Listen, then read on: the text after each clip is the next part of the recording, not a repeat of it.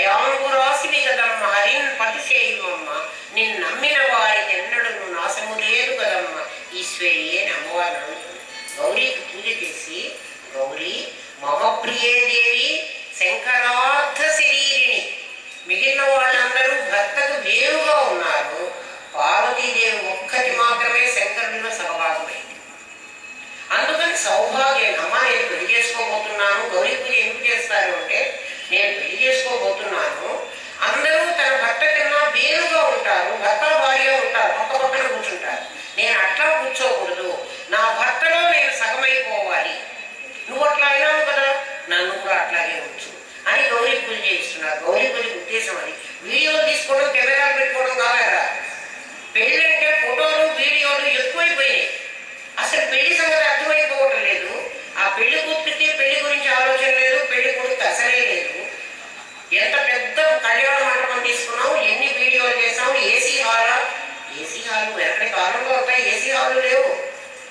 మరి ఇంటి ముందరే పనిచేసి పెళ్లి చేశారు మాకందరికి, మేమేం కాలేదే. వీడియోలు ఫోటోలు ఇలాంటివన్నీ తీసుకుని దాని మీద దృష్టి, దానివల్ల ఏమైపోతుంది చూడండి. పెళ్లిళ్ళు జరిగితే మరి మా కాలంలో జరిగిన పెళ్లిళ్ళు 100 సక్సెస్ఫుల్గా ఉంటాయి, ఎవరు కూడా వెళ్ళిపోయేవాడు కాదు. ఇప్పుడు 100 పెళ్లిళ్ళు జరిగితే 20 పెళ్లిళ్ళు ఫెయిల్ అయిపోతున్నాయి మన దేశంలో. వేరే దేశాల సంగతి మనకు తెలియదు. వాళ్ళ దేశంలో అయితే 80% ఫెయిల్ అయిపోతుంది, 80% డివర్స్. మరి ఎందుకు కారణం ఏమిటంటే వాళ్ళు మనస్సు పెట్టి పెళ్లి చేసుకోవటం అసలు ఆలోచన చేయండి. మనస్సు దాని మీద లేదు, వీడియోల మీద. పైగా ఆ వీడియో వాడు ఏం చేస్తాడు, కొని వీడు చేసుకుంటున్నప్పుడు వాడు వీడియో తీయచ్చు, అలా తీయడు, మళ్ళీ రిపీట్ చేయమంటాడు. అంటే వాడు మంగళసూత్రం కట్టి మళ్ళీ ఒకసారి ఇట్లా మంగళసూత్రం కట్టినట్టు పెట్టుకోవాలి, వాడు పూలదండ వేసి మళ్ళీ దండేస్తున్నట్టు వాడు చేతితో పట్టుకోవాలి. అంటే ఇప్పుడు పెళ్ళిళ్ళు వీడియోల కోసం చేసుకుంటున్నారా, పోజుల కోసం పోజు కోసం చేసుకుంటే పోజులు ఇచ్చుకుని ఫోటోలు తీసుకోవచ్చు కదా. చేసే తల్లిదండ్రులకి బుద్ధి లేదు, చేసుకుంటే పెళ్లి కొడితే పెళ్లి కుదిరితే బుద్ధి లేదు, జ్ఞానం లేదు. వాళ్ళకి చెప్పాలి మీరు గౌరీ పూజ ఎందుకు చేస్తున్నావు అని. ఊరికి అలంకారాలు షోకులు పెట్టుకొని అదంతా తగిలించుకొని వాళ్ళు 20,000 30,000 ఇచ్చి పిలుచుకొస్తారు వాళ్ళని వీళ్ళ డెకరేట్ చేయడానికి. డెకరేషన్లకు ఇస్తున్నారు, ఎందుకు మీకు డబ్బులు ఎక్కువయ్యాయా? మానసికంగా ఆలోచించండి, మానసికంగా పెరగండి. పెరిగినప్పుడు ఈ ప్రపంచంలో పరమేశ్వరి మీకు కనిపిస్తుంది. అమ్మవారిని చూడడానికి మీకు ఇష్టం ఉంటే, దేవుడు నాకు కనపడలేదు అనుకోవాలి, దేవుడిని చూడాలని మీకుంటే ఆ కాంక్ష మీకు ఎంత తీవ్రంగా ఉన్నా అంత ఖచ్చితంగా అమ్మవారు కనిపిస్తుంది.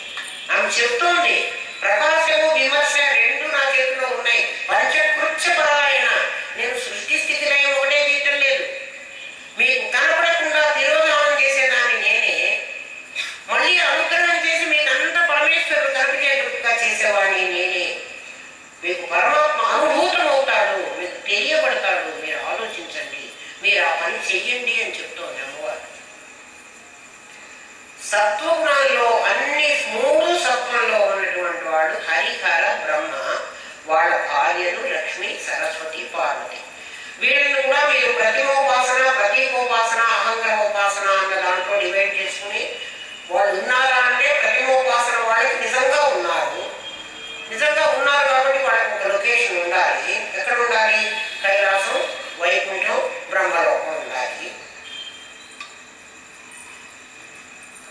తర్వాత వాళ్ళకి హరిహర బ్రహ్మాదులు కాకుండా స్థూల రూపం, మధ్య రూపం, స్థూల రూపం, విరాట్ రూపం అనేటువంటి 3 రూపాల్లో ఉన్నాయి. అమ్మవారు మళ్ళీ మధ్య, స్థూల, విరాట్ అనేటువంటి 3 రూపాల్లో వస్తున్నది మళ్ళీ చెప్తాను మీకు. ఋషులు, మునులు అలాంటి వాళ్ళు ఉన్నారు కదా, అంటే వశిష్ఠ మహర్షి వాళ్ళందరినీ చెబుతున్నారు కదా, వేదవ్యాస మహర్షులందరూ ఋషులు అని చెప్తున్నారు కదా. వీళ్ళు సత్వము రజస్సు ఉంది వాళ్ళని. 3 సత్వాలే ఉన్న వాళ్ళు హరిహర బ్రహ్మాదులు. వాళ్ళకి ముగ్గురికి సత్వగుణమే ఉంది, 3 సత్వాలతోనే ఉన్నారు.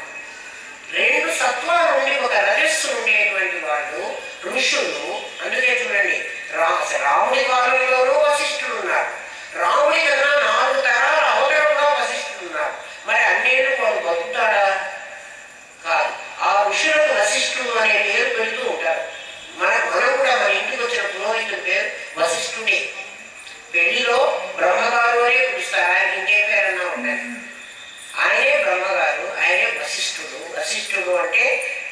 విశిష్టమైనటువంటి ప్రక్రియను ఉపదేశం చేస్తున్నటువంటి వాడు. ఆ సీట్లో కలెక్టర్ గారు అంటే ఆయన ఏదో పేరు ఉంటుంది, ఆయన కలెక్టర్ ఇప్పుడు కలెక్టరే కదా. అటువంటిది అన్నమాట ఇది ఒక పోస్ట్. ఈ పోస్ట్ లో సత్వ రజస్ రెండు సత్వగుణాల నుండి ఒక రజోగుణం కలిసి ఉంటేనే వాళ్ళు ఋషులు అవుతారు. ఆ ఋషులు అనేటువంటి వాళ్ళు కూడా ఆ అమ్మవారే ప్రసవించింది. ఎందుకు వీళ్ళని ప్రసవించింది అంటే ఆ ఋషి రజస్సు లేకపోతే మన మీద ఆయనకు అనుకంప ఉండదు. అనుకంప అంటే దయ. మన మీద దయ ఉండకపోతే ఉపనిషత్తులు రాయరు. చూడండి, ఏ ఋషి అయినా తన పేరు రాసుకుని ఉపనిషత్తు రాశాడా? ఏ ఋషికి పేరు తెలియదు. వాళ్ళు నా పేరు మనం చిన్న పుస్తకం రాసి కింద నా పేరు, నా డిగ్రీలు, నా గురించి అంతా ఏదో పెద్ద రాసేసుకుంటాం. అలా రాయని వాళ్ళు. ఆ ఋషులందరూ కొంత రజస్సు ఉంది. రజస్సు ఉండడం వల్ల ఏంటంటే క్రియాశక్తి, వాళ్ళకు పుట్టి జ్ఞానశక్తి ఉంటుంది, వీళ్ళకి క్రియాశక్తి ఉంటుంది. క్రియాశక్తి ఎప్పుడు క్రియాశీలకమైంది. ఒక పని చేద్దామని ఆలోచిస్తూ ఉంటుంది. ఏం పని చేద్దాం? నాకు తెలిసిన పని మంది చూద్దాం. తెలియంది చెప్పవాలి. తెలియంది నాకు తెలుసని చెప్తే చాలా తప్పు, అది మోసం అవుతుంది. తెలిసిన దానిని 10 మందికి తెలియజేయండి. ఆ తెలియజేసేటువంటి మహనీయులు ఋషులు. వాళ్ళు ఊరికే చెప్తున్నారా? కాదు. వాళ్ళకి విజన్ ఉంది. వాళ్ళు దర్శించారు, దర్శించి చెప్తున్నారు. అందుకే నాన్ ఋషి కురితే కావ్యం అంటారు. నాన్ ఋషి కాని వాడు కావ్యాన్ని రాయలేదు. వాడు ఋషి అయినా వాడు దర్శించాడు. దర్శించాడా లేడా అనడానికి మీరు రామాయణం చదివితే మీకు అర్థమవుతుంది. రామాయణంలో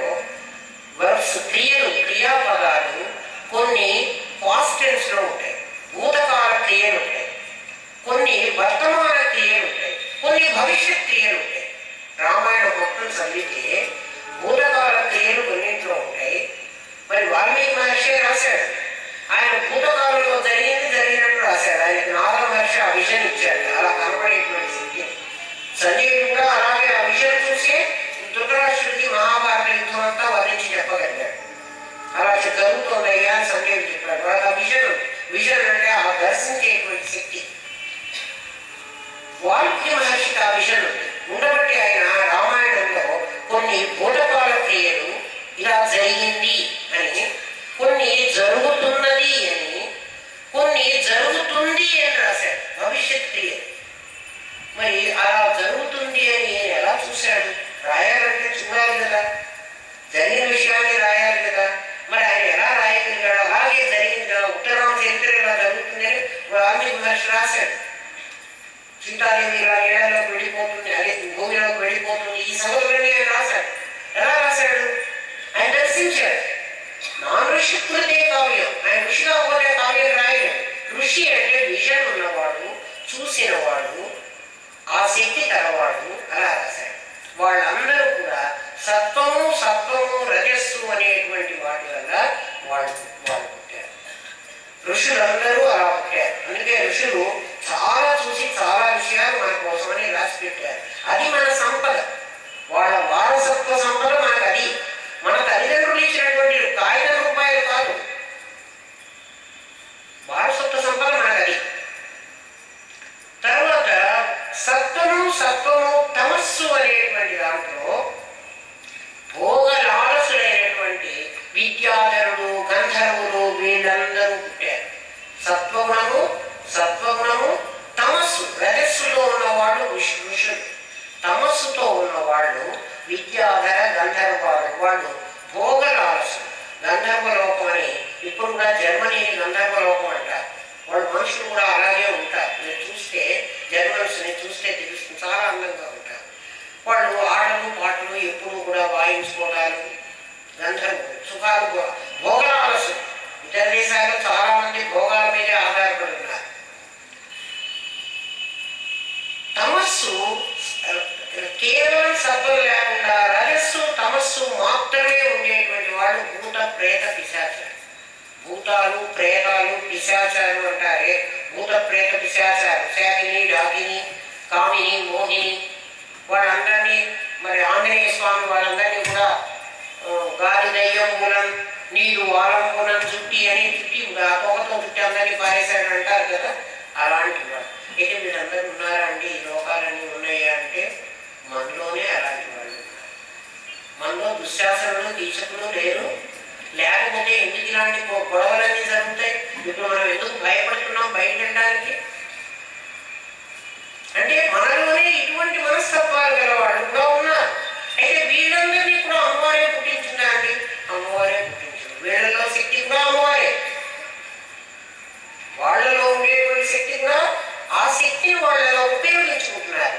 ఆటం బాంబుని బాంబులు పెట్టి ఎవరినైనా పేరు చేసి హిరోషిమా నాగసాకి తగలబెట్టడానికి పనిపిస్తుంది. అదే ఆటంని పరిశ్రమలో ఉపయోగిస్తే చాలా తక్కువ ఖర్చులో అవన్నీ కూడా వస్తువులు తయారైపోతాయి. మంచికి ఉపయోగించవచ్చు, చెడుకి ఉపయోగించవచ్చు. మనం ఉపయోగించుకునే దాంట్లో ఉంది. ఆ శక్తి అనేటువంటిది ఒక పదార్థంలో చేరినప్పుడు ఋషిగా పరిణమించింది, ఒక పదార్థంలో చేరినప్పుడు దుర్మార్గంగా ప్రవర్తించింది. మనలోనే వీళ్ళందరూ ఉన్నారు. వీళ్ళందరూ ఎక్కడో లేరు, ఇక్కడ ఉన్నారు. వీళ్ళందరూ కూడా విద్యా స్వరూపిణి. అవిద్యలో పెట్టి ముంచి మనకు తెలియకుండా చేసి ఎవరైనా చెప్తుంటే కూడా అదంతా ఎందుకు చెప్తున్నారు నాకు అర్థం కాలేదు, నాకు ఎందుకు ఇవ్వాలి, ఏదో అందరూ వచ్చారు కాబట్టి నేను చెప్పుతున్నా అనిపించే శక్తి ఆవిడే. ఎందుకు అనిపిస్తోంది? నీకు అది తెలియకుండా చేయడం ఆవిడే. తిరోధానం అనేటువంటి శక్తి ఆవిడే. నీకు ఆ యోగ్యత లేదనుకోండి, ఆ యోగ్యత రాకపోతే తిరోధానం. మరి శివానుగ్రహగా నీకు సదా శివ అనుగ్రహగా పంచకృత్యపారాయణ. ఆవిడ పంచకృత్యాలు తెలుసు. ఆవిడ దగ్గర 5 శక్తులు ఉన్నాయి. ఏమేమి ఉన్నాయి? సృష్టిస్తుంది, పోషిస్తుంది, లయం చేస్తుంది, తిరోధానం నీకు అర్థం కానియకుండా దాచిపెడుతుంది, అనుగ్రహం నీకు అర్థమయ్యేట్టు చేస్తుంది. ఆవిడ ఆ పనులు చేయగలదు. అంత శక్తి సామర్థ్యాలు ఆ పరమేశ్వరికి ఉన్నాయి. అయితే అమ్మా నువ్వే నన్ను రక్షించాలి, నువ్వు నాకు తెలియజేయాలి అని అడిగావనుకో ఆవిడ ఖచ్చితంగా తెలియజేస్తుంది. నాకు తెలియటం లేదు, నాకు తెలియజేసేటువంటి పద్ధతి నీదేను. రామకృష్ణ పరమహంస అదే అడిగేవాడు రోజు కూడా. అమ్మా సాయంకాలం అయిపోయింది, ఒక రోజు గడిచిపోయింది నా జీవితంలో, నేను నిన్ను తెలుసుకోలేకపోయినాను, నీ రూపాన్ని నాకు ఇంకా కల్పించలేదు. అంటే ప్రతిమోపాసనలోనే ఆవిడ అడిగాడు. కలకత్తా కాళీ దగ్గర కూర్చుని అందరూ అన్నారు, కాళీ దగ్గర చాలా భయంకరంగా ఉంటుందండి కలకత్తా కాళీ, మీరందరూ వెళుతున్నారు, మీ వాళ్ళు భయపడతారేమో. మాకు ఏం భయం కాలేదు, మేమందరం చాలా ఆనందంగా చూసొచ్చాం. ఎందుకంటే అది భయంకరమైన రూపం కాదు. మన అమ్మ మనకి ఎలా ఉన్నా భయం అనిపిస్తుంది కదా. అమ్మ అనుకుంటే భయం అనిపించదు, లేకపోతే భయం వేస్తుంది. ఎవరమ్మ వాళ్ళకి అసలు భయం అనిపించదు. రామకృష్ణ పరమహంస అలా అడిగేవాడు, అమ్మ నన్ను ఎలా బయటపడేస్తావు, నా సంగతి ఏమిటి, ఇంకా నాకు తెలియలేదే, ఎన్నాళ్ళు నేను ముందర కూర్చొని నన్ను వరపెట్టుకోమంటావు అని అడిగినప్పుడు ప్రతిమోపాసనలో ఉన్నాడు ఆయన. ఆయన మరి ఏం చదువుకోలేదు. ఆ అమ్మే అవిద్యా స్వరూపిణి, ఆవిడే తెలియజేసింది ఆయన. అందుకే ఆయన చదువుకోలేదు కదా. తనకు తెలిసిన విషయాన్ని బయటపెట్టడం కోసమే వివేకానందుని నాయన నీకోసమే చూస్తున్నాను కదా, నువ్వు చదువుకున్నవాడివి 10 మందికి చెప్పగలవు, నువ్వు చిన్నవాడివి, నేను పెద్దవాడిని అయిపోయినా, తెలుసుకుంటే నేను చాలా పెద్దవాడిని అయిపోయినాను, నువ్వు 10 మందికి చెప్పమని వివేకానందని పంపించాడు రామకృష్ణ పరమహంస. అప్పటికి ఆయనకు అహంగమోపాసన తెలిసింది. ఈనాడు రామకృష్ణ మిషన్ వాళ్ళందరూ మరి రామకృష్ణ పరమహంస చెప్పింది చెప్పడం లేదు, భజన చేస్తున్నారు. మరి ఎందుకు చేస్తున్నారు? వాళ్ళకి ఏమర్థం అవుతోంది? నాకైతే తెలియదు. అవిద్యా స్వరూపిణి ఆవిడ అనుగ్రహం చేయగలదు, ఆవిడ తిరోధానం చేయగలదు. తిరోధానం అంటే నీకు తెలియనీయకుండా చేసేటువంటిది, మభ్య పెట్టేది ఆవిడే. అందుకే ఇది రహస్యం అన్నారు. రహస్యం అని ఎందుకన్నారు? బయటపడదు, అది మార్మికమైన విద్య అంటారు. దీన్ని మార్మికము అంటారు, అంటే మర్మంతో తెలుసుకోవాల్సిన విద్య. ఇది గబగబా మనం మాట్లాడితే అది అర్థమయ్యేటువంటిది కాదు. అందుకే ఎవరైనా ఒక అరగంటలో మాకు చెప్పండి అంటే అరగంటలో నేను చెప్పలేను. టీవీ వాళ్ళు కూడా అడిగారు, మీరు టీవీలో ఏమన్నా చూద్దానమ్మా 15 నిమిషాలు అర్ధగంట అంటే నేను చెప్పలేను, నాకు తెలియదు, నాకు చెప్పడం రాదు. చెప్పాలి అంటే నేను పూర్తిగా తెలియాలి. నీకు తెలియకుండా నేను ఏదో చెప్పినా రాగా వెళ్ళిపోతే నాకు కంఠశోష అనవసరం,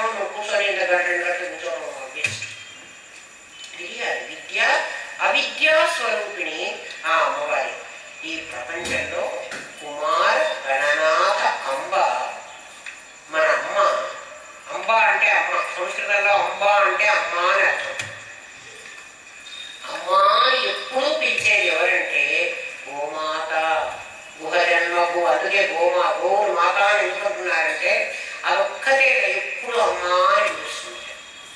మనం ఎవ్వరం పిలవాలి. చూడండి, ఆవు ఏమంటుంది? ఇంకా ఏవి కూడా అంబా అని పిలవు. అంబా అంటే అమ్మా అని పిలుస్తోంది ఆవు. ఆ గోమాత అంబా అని పిలుస్తోంది. ఆ లలితా పరమేశ్వరి అందుకే పైకి అమృత ధారలు కురిపిస్తోంది. చూడండి, ఆవు పాలు ఎంత శ్రేష్టం అంటాం కదా. ఎందుకు ఆ శ్రేష్టత్వం వచ్చింది? మిగిలిన అన్నిటికీ పాలు వస్తున్నాయి, మరి ఆ పాలకు ఆ శ్రేష్టత్వం లేదే. ఆవు పాలకే ఎందుకు ఆ శ్రేష్టత్వం వచ్చింది? అది నిత్య నిరంతరం అంబా అని అంటుంది. దాని ఇంకా ఏమాట అంబా అనే పిలుస్తోంది. పిలుస్తుంటే ఆవిడ పలుకుతోంది. ఆవిడ ఆ దానికి ఆవు పలికి నాయన తర్వాత పాటల్లో చెప్తాను మీకు